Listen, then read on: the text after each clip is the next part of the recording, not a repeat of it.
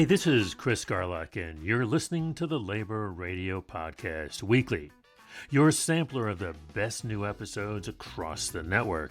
This week, art, political corruption, and worker power. From Robert Redford's films to frontline labor struggles and global supply chain fights.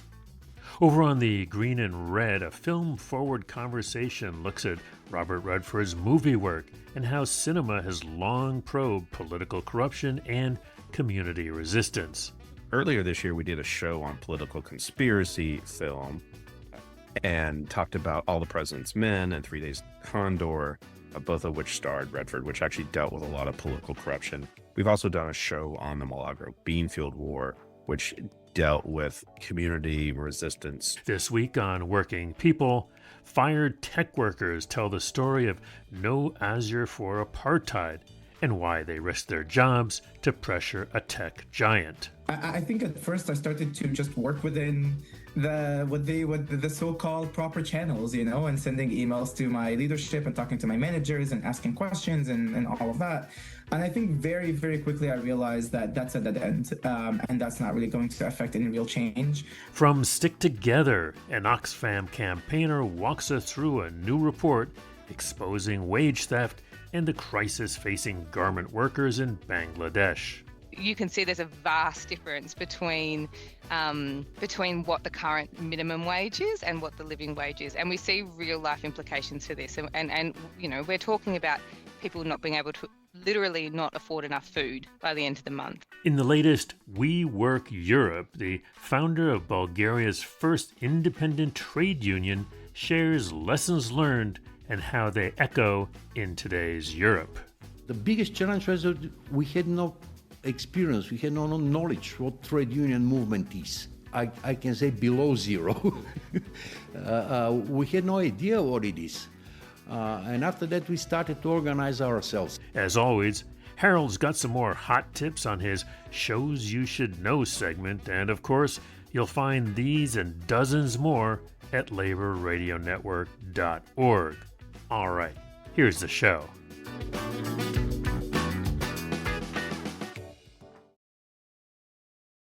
Welcome to the Silky Smooth Sounds of the Green and Red Podcast. I am your co-host, Scott Parkin, in Berkeley, California today. And as always, I'm joined by... Sorry, I choked it up there, Bob. It's just coming out. Bob Wazenko in Niles, Ohio. Welcome to a special kind of last-minute show we're doing today to pay tribute to somebody who we've talked about before. Looking forward to it. Yeah, and so today, it's just come out that Robert Redford has passed away at the age of 89. Robert Redford is an actor. He was a director, Oscar-winning director. He was also an activist. We're going to talk a little bit about some of his political stuff. And then in many ways, he was like an iconoclast. Like, he was a screen idol who challenged the institutions of Hollywood when a lot of that was going on. But he had these rugged good looks. Trump has actually come out and paid tribute to him today as a hottie, and because he's obsessed with how people look. Anyway, but Robert Redford, we actually think, deserves a little bit of a reflection on his life and his career, because we actually think he's a pretty important figure in American culture and politics. One other thing I'll say about Robert Redford is that as part of that sort of challenging the strong leading man and the sort of American values and things like that, Redford typically demanded that his films carry some sort of cultural weight and took on very serious topics. And so, like, the film in which he won an Oscar for directing, Ordinary People, actually took on topics like grief, like family grief, societal grief, things like that. And then the other important topic, which he's really known for, is around political corruption. And so we've done earlier this year, we did a show on political conspiracy film and talked about All the President's Men and 3 Days Condor, both of which starred Redford, which actually dealt with a lot of political corruption. We've also done a show on the Milagro Beanfield War, which dealt with community resistance to what I consider to be like politically corrupt land developers and politicians in New Mexico, based on the John book. You were like the iconic figures in American cinema forever. He would be on that very short list, 10, 12, or whatever, as this leading man, but also in ways that you don't see as often as somebody who stepped outside that and was politically and culturally significant. like Warren Beatty, and we often link them together when we've done shows on this. We've often talked about Beatty and Redford, who were very active at the same time. They're about the same age and so forth. Redford was known, but I think around 1967 was his breakthrough. He had 2 movies come out that year, a romantic comedy, Barefoot in the Park, with Jane Fonda, I believe, who was equally, I would put on that list too, in terms of cultural and political significance, as well as an iconic actor. But then in 1967, I think the more important movies, 1969, one of the more important movies of that era was Butch Cassidy and the Sundance Kid. Famous bank robbers, but the way they portrayed them was actually positive, right? And so it was this morality play about capitalism. Like, you're rooting for the bank robbers. They're robbing trains. They're taking money. They're stealing from the banks. So it's a Robin Hood adaptation of it, and really a big breakthrough. Also important because he co-starred in that with Paul Newman, and they only did 2 movies together, right? This thing, right? Yeah, but yet they're considered the quintessential buddy. I know, you think of them like Redford and Newman, almost Stair and Rogers or Abbott and Costello or something. But they only did 2 movies, but that really is one of the more iconic film duos ever, and the two really incredible movies. But Butch Cassidy came out in the late 60s. This is when you have a kind of Hollywood is changing, taking on more serious topics, dealing with these kind of countercultural or anti-hero films like Bonnie and Clyde or The Wild Ones, things like that. Or The Wild Bunch, I'm sorry. And Redford and Butch Cassidy and the Sundance Kid fit into They're robbing trains in the West. They head down to Bolivia, and you're rooting for them. You know, all along the way, you're rooting for the bank robbers against these forces of growing capital and the development of the West. And that made him, I think, the Robert Redford we know today is a product of what happened in that movie, which was nearly 60 years ago now. Yeah, and I think it's important to note about Butch Cassidy and the Sundance Kid is it's at the sort of the end of the frontier days, right? It's like the railroads have come, and now the railroads in the U.S. have decided to wipe out these like rogue elements, which are the Hole in the Wall gang, I think is what their gang is called. So gang, which are Butch and Sundance and their people, and so it leads them to have to flee the country and go to Bolivia. Robert Redford, rest in power, just really one of the greats. You're listening to the Labor Radio Podcast weekly from the Labor Radio Podcast Network, laborradionetwork.org. I got work to do.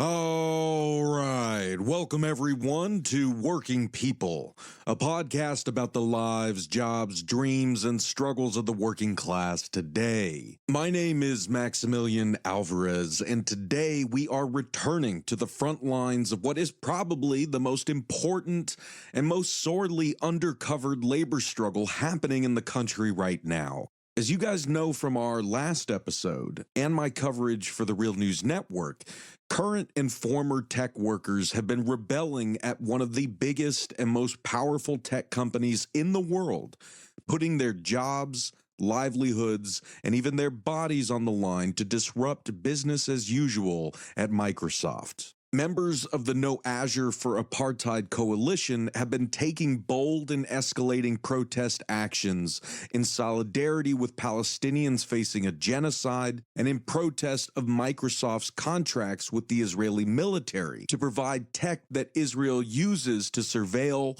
kill, and retroactively justify the killing of Palestinians in Gaza and the West Bank. Current and former tech workers from Microsoft, Google, Oracle, and more have been successfully able to occupy the office of Brad Smith, Microsoft Vice Chairman and President, to protest Microsoft's indispensable role in powering the genocide in Gaza and the mass surveillance of Palestinians. They are presenting their demands to the executives at their place of work as a direct escalation to show that worker pressure has reached a tipping point, end quote.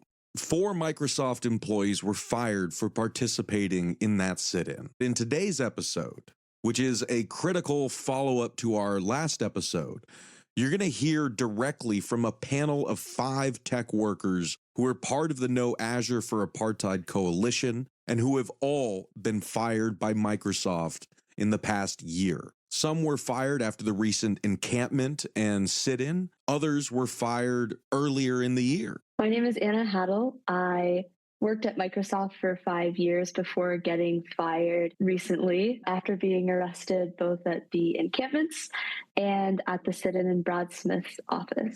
My name is Joe Lopez, or Jose. I worked at Microsoft for around 4 years before getting fired after disrupting Satya Nadella's keynote speech at Microsoft Build this year. Hi, I'm Hussam Nasr. I'm a fired Microsoft worker and an organizer with No Azure for Apartheid. I was fired last year in October after organizing a vigil for the Palestinians who were killed in Gaza on Microsoft's campus. And I was one of the first organizers with No Azure for Apartheid, and I was recently arrested twice over the past couple of weeks, once at the encampment on Microsoft's campus, and lastly during the sit-in in Brad Smith's office.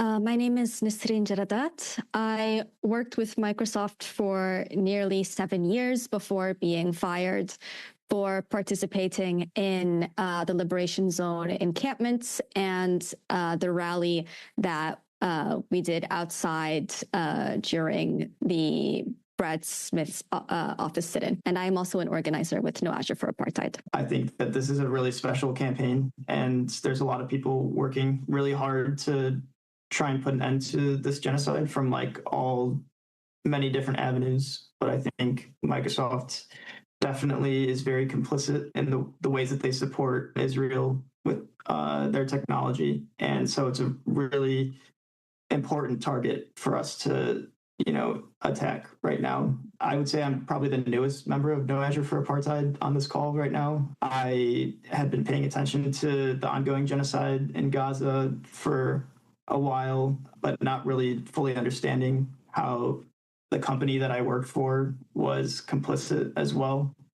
But after seeing Vanya and Ibtihal disrupt the 50th anniversary celebration for Microsoft in April, it really forced me to take a closer look and see how entrenched Microsoft really is in the technological backbone that's being used to surveil Palestinians and to power the Israeli war machine. The first thing that I saw when I logged on to Outlook on the first business day after October 7 was an email from my leadership saying, "We stand with Israel," and a big banner with an Israeli flag that says, "Donate to Israel." And again, no mention of Palestinian people, no mention of the occupation, no mention of any of that.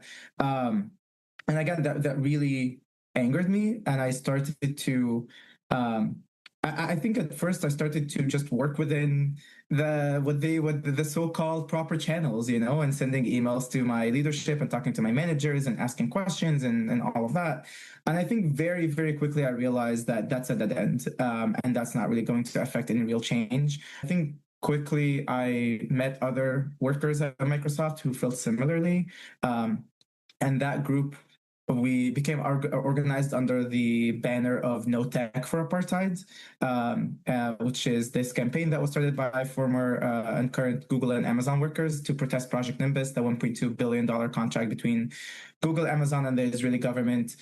So we were inspired by them and wanted to kind of replicate that campaign for Microsoft. We organized under their banner for a few months, starting with our main focus was just understanding Microsoft's ties to Israel. And our first action was actually releasing that research in the report that we titled Marriage Made in Hell, kind of a play on a quote by Benjamin Netanyahu, actually, who described Microsoft's and Israel's relationship as a marriage made in heaven. So after that, I think that we launched officially No Azure for Apartheid as our campaign. We honed in on our demands after we understood more Microsoft's complicity, and we started doing more actions to, again, apply pressure on the company. We launched a petition. And I think for me, I was never intentionally trying to get fired, but I realized that eventually that was going to happen as a consequence of my activism, and I was prepared to pay that price. I'm Maximilian Alvarez. Take care of yourselves. Take care of each other. Solidarity forever.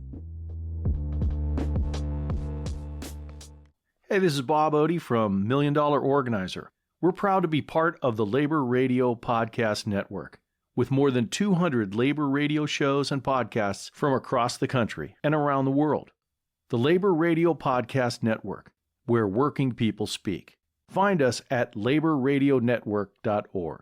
You're listening to Stick Together, the only national radio show focusing on union news, workers' issues, and social justice. Bangladeshi garment workers have been in the news for more than a decade now, with serious concerns about their working conditions, with some really famous incidents occurring, such as the fires that occurred in a number of factories, as well as protests across Bangladesh, and with solidarity actions happening across the country and indeed the world. A new report from Oxfam Australia, Unravelling Exploitation, reveals shocking conditions in the global garment industry, including child labour, wage theft and modern slavery, with many Australian fashion brands implicated through their sourcing from Bangladesh. Joining us today is Nina Crawley, Campaign and Advocacy Lead at Oxfam Australia. Nina's been deeply involved in the What She Makes campaign and co-authored this new report. Nina, thanks so much for joining us on Stick Together today. Thanks so much for having me, James. And the report found 95% of surveyed workers aren't earning a living wage. What does that, I think, we can look at what the wages look like comparatively to, Australian wages, but what does that mean in terms of, what is the report asking for those to change? And I guess, like you said, union groups and workers groups kind of asking for that to look like. Yeah, absolutely. And I might also just point out, if you only take women's wages, that actually jumped to 100%. So there were a few men who were all supervisors who were included in that survey. So, which is, interesting to note.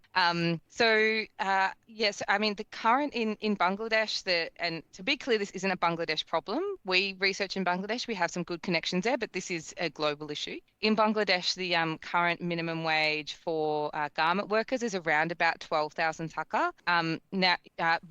It was only a couple of years ago, the wage negotiations were happening, the minimum wage negotiations with government, and workers and their unions were arguing for that to be increased to 25,000. So, and that would constitute a living wage. So you can see there's a vast difference between what the current minimum wage is and what the living wage is. And we see real life implications for this. And we're talking about people not being able to literally not afford enough food by the end of the month.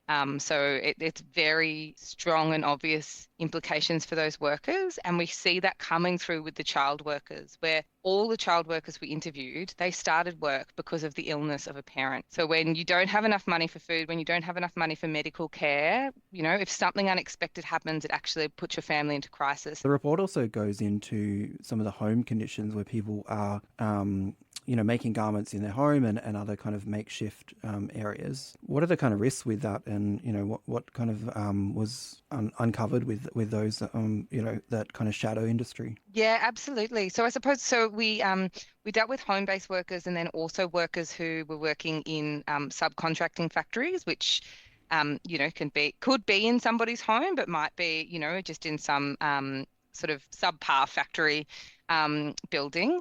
For home-based workers specifically, so folks actually working out of their own home, the biggest issues for them is that their pay is absolutely the worst. So they face enormous financial pressures. From an organised labour perspective, it's obviously very difficult to organise home workers. So of all groups of workers, they're the most isolated, the least likely to be able to connect with others to assert their rights. And so that, I think, throws up a really interesting question for the industry as a whole. A lot of these workers reported to us that they left factories for important reasons. They were being sexually harassed in factories, perhaps, and they liked to escape that. They had young children, perhaps, and they needed to be able to work and supervise their child at the same time. So in some ways, home-based work was working for women, just as it does here, but in other ways, they were lacking protection. So it's a real question to the industry: how can we first account for these home-based workers who often don't appear on any books, and then secondly, how can we provide support for them so that they're not isolated and they're able to organise? Thanks for being on the show. Really appreciate it. Thank you so much. Okay, have a great day. You too. See you. Hello, powerful people. This is Seth Harris from the Power at Work blog. We're proud to be a part of the Labor Radio Podcast Network. It has more than 200 labor radio shows and podcasts from across the country and around the world. The Labor Radio Podcast Network, where working people speak. Find us at laborradionetwork.org. That's all one word, laborradionetwork.org. Thanks.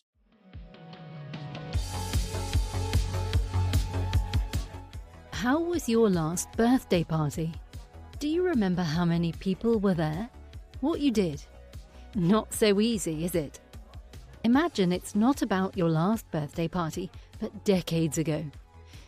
But one man from Bulgaria has a vivid memory of his 34th birthday, more than 36 years ago. It was the year 1989. The man, Dr. Konstantin Trenchev.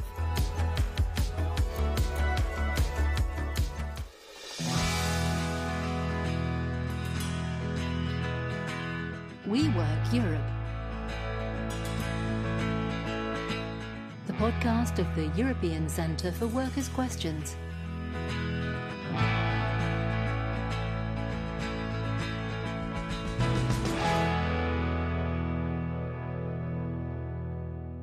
The story began 2 days before the party. Trenchev met a political prisoner who was the Secretary General of Bulgaria's first human rights organisation, and Trenchev was his doctor. Le secrétaire général. The Secretary General started a hunger strike. I went to see him in February. I dialed the number of Radio Free Europe afterwards, and I told them, as a doctor, that this man isn't well.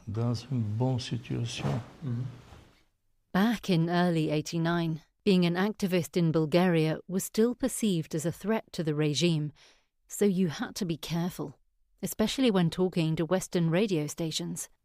2 jours après, j'avais un anniversaire. 2 days later, it was my birthday. I'm born in February, and this was a good motive for a meeting. When I was with him conducting my medical procedures, we decided together to found a trade union.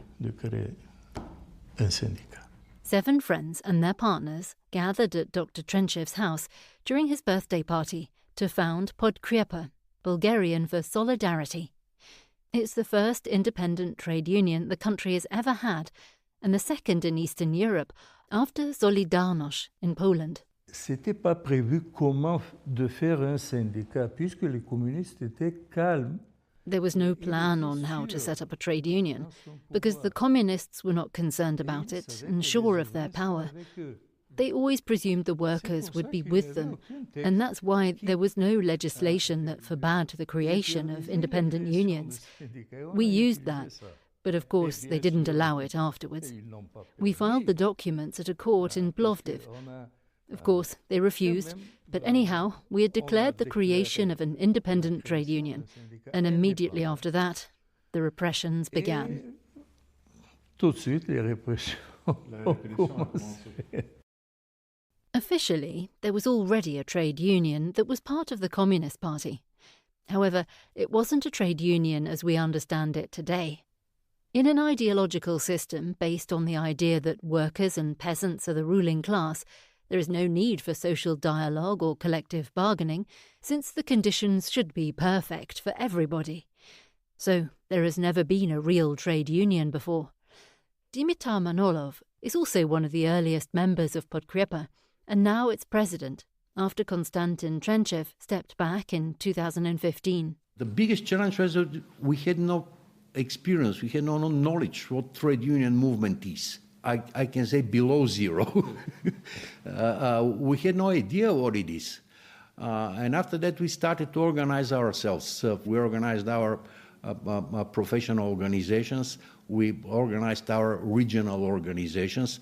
After that, we started the process to make them work together, which was not very easy in these times, because there we can imagine all the people with their ambitions. There are so many people who wanted to be at the first row of everything.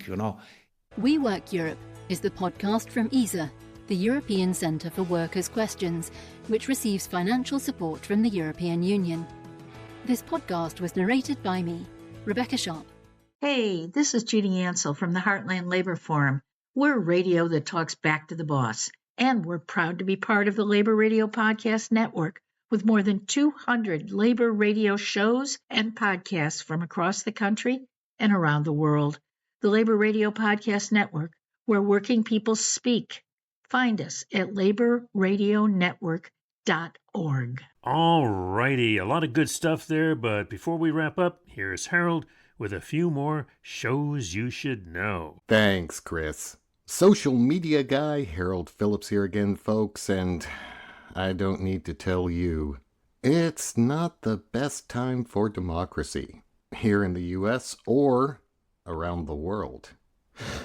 But working people, their unions, and the labor movement writ large aren't giving up the fight. And our labor radio show and podcast producers are paying attention. Check out what I mean in these shows you should know that were released over the past week. Radio Labour Canada features an interview with the International Trade Union Confederation's Luke Triangle on the International Day for Democracy and a campaign for democracy that delivers. On Third and Fairfax, WGA West's Political Action Committee and how the Entertainment Union Coalition moves policy, plus a look at California's tax incentive program. AAUP Presents takes a look at the American Association of University Professors versus Rubio, where academic freedom meets immigration enforcement in a landmark challenge to activist crackdowns. A functioning democracy means people have to follow laws, and Work Stoppage takes a look at notorious union-busting firm Littler Mendelssohn's law-breaking playbook, plus dives into AI's hidden human labor and new tactics from Starbucks workers. The Heartland Labor Forum shifts into union democracy by talking to new leadership at Plumbers Local 8 and LEPCI. But hey, there are plenty of shows that didn't just focus on the challenges to democracy these days. On Tales from the Ruther Library, D.L. Holmes talks about the coach of champions and the making of Detroit's track stars. It's not going to come as a surprise to you that this fight is ongoing. And it's not going to come as a surprise to you that our labor radio show and podcast producers are going to be covering it. If you want to find links to these shows or any of the 200 other labor radio shows and podcasts in the network, you know where to go. laborradionetwork.org. And if you want to find out what our show producers are talking about as the assault on democracy continues, be sure to follow us on social media at Labor Radio Net, on Blue Sky, and on Facebook and Instagram and Twitter. And about that whole Twitter thing, look, we don't like being on that hell site any more than you do. The sooner the majority of you move from that over to Blue Sky, we'll be shutting things down, trust me. Okay, Chris, back to you. I think I'm going to consider some of the steps I can take to get into the fight. You know, I hear there are some rallies planned for October 18th. Hey, thanks, Harold. That's a wrap for this week's Labor Radio Podcast Weekly, your roundup of highlights from more than 200, that's right, 200 labor radio and podcast shows from around the country. They're all part of the Labor Radio Podcast Network, focusing on working people's issues and concerns. You'll find links to all the shows, laborradionetwork.org, and use the hashtag LaborRadioPod on X, Facebook, Blue Sky, Instagram, probably some other things I don't know. Got feedback? Email us, info@laborradionetwork.org. You can also support the network with a union-made t-shirts, 2 colors, all sizes available. You guessed it, laborradionetwork.org. This podcast recorded under a SAG-AFTRA collective bargaining agreement, edited this week by Captain Swing, produced by me, Chris Garlock, and social media, as always, Mr. Harold Phillips. For the Labor Radio Podcast Weekly, I'm Chris Garlock. Stay active, stay tuned to your local labor radio or podcast show. We'll see you next week.